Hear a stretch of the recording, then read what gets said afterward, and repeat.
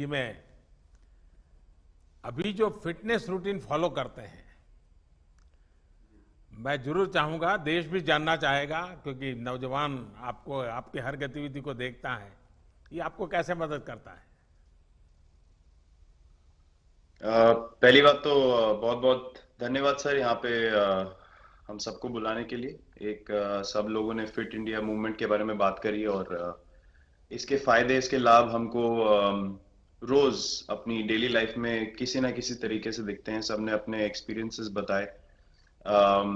मिलिंद जी ने भी बहुत अच्छी बातें रखी, बहुत इंस्पिरेशनल उनका भी काम रहा है, उनकी जर्नी रही है पिछले कुछ सालों में, मैंने भी बहुत ऑब्जर्व किया है।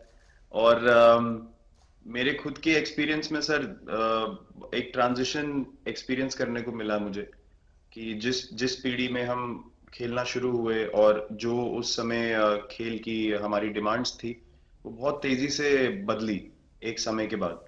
और मुझे ये एक्सपीरियंस हुआ कि जो एक हमारा सिस्टम बन चुका था, हमारा एक रूटीन बन चुका था, वो हमारे खेल के डिमांड्स के लिए सही नहीं था और उसे बदलना जरूरी था।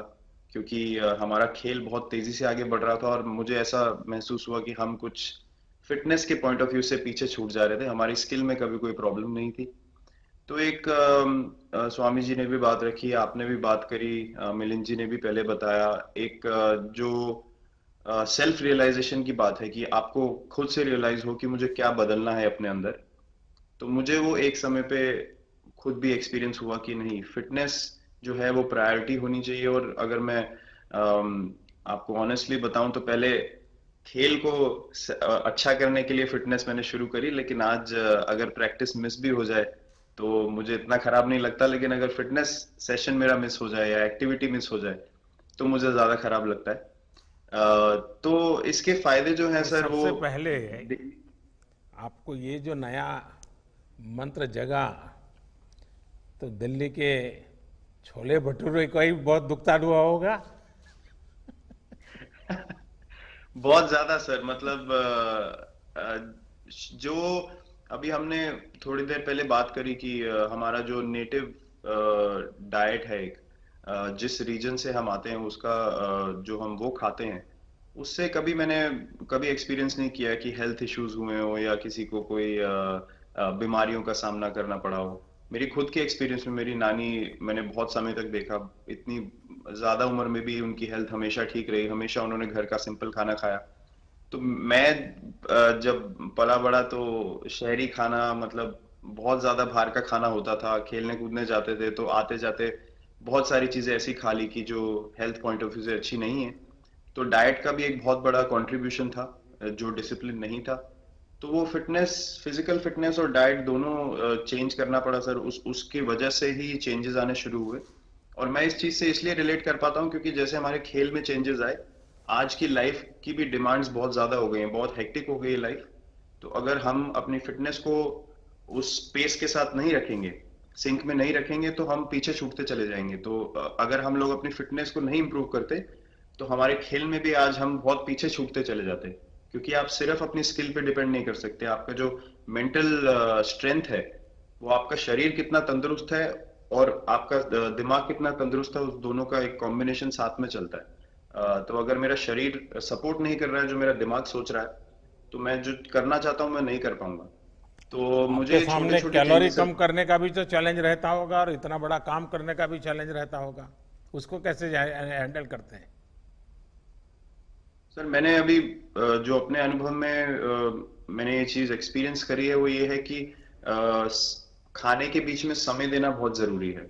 हम लोग बहुत बार खाते हैं और फिर बड़ी मील के बाद वो छोटा छोटा खाते चले जाते हैं पूरा दिन। तो वो जो हमारा सिस्टम है, उसको कहीं प्रोसेस करने का मौका ही नहीं मिलता खाने को, और रात तक हम खाते चले जाते हैं। तो मैं जब छोटा भी था तो 11:30 12 बजे डिनर हो रहा है, उसके बाद मीठा खा के एकदम सो गए, कुछ एक्टिविटी नहीं, कुछ उसके बाद वॉक नहीं। तो आई थिंक ये छोटी छोटी चीजें जो है जो बहुत मैटर करती हैं कि आप अपने अंदर के सिस्टम को भी कितना समय दे रहे हैं उस खाने को प्रोसेस करने के लिए जो आप खा रहे हैं। अ, तो उसके लिए अवेयरनेस बहुत जरूरी है कि आप किस वजह से कर रहे हैं। आप अपने आप को ओवरऑल फिट रखने के लिए कर रहे हैं या फिर सिर्फ वेट लॉस के लिए कर रहे हैं, जैसे अभी रुजुता जी ने बोला।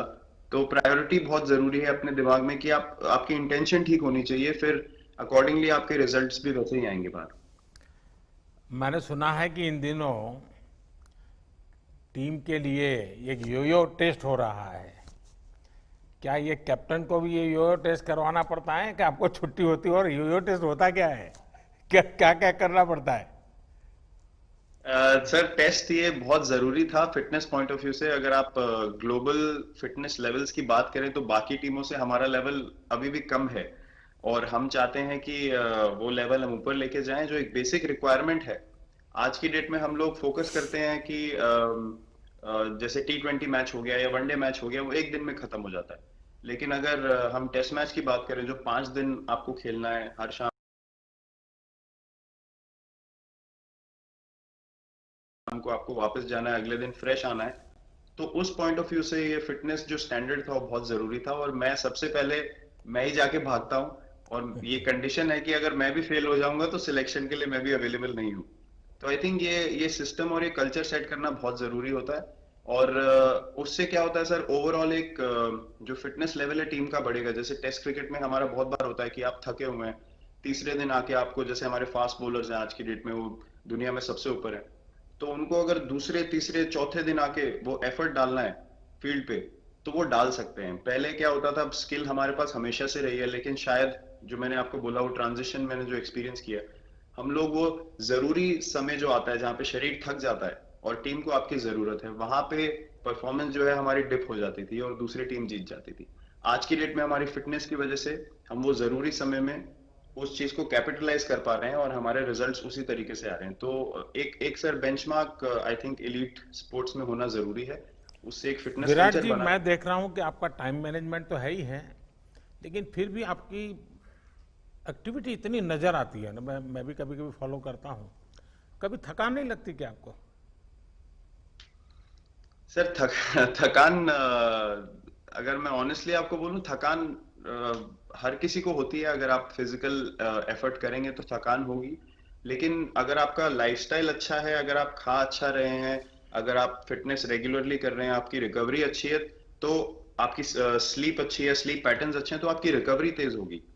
तो अगर मैं थक रहा हूं और 1 मिनट में मैं दोबारा रेडी हो जा रहा हूं, तो वो मेरा प्लस पॉइंट है। तो आई थिंक वो मैंने एक चीज एक्सपीरियंस करी जो बहुत जरूरी हो जाती है। आपका ओवरऑल लाइफस्टाइल कैसा है उसके ऊपर बहुत डिपेंड करता है। विराट जी, बहुत अच्छा लगा मुझे। और मैं आपको, अनुष्का जी को और आपके दोनों के परिवार को निकट भविष्य की शुभ घड़ी के लिए बहुत बहुत शुभकामनाएं देता हूं। धन्यवाद sir, thank you so much. आइए मुकुल कानिटकर जी से बात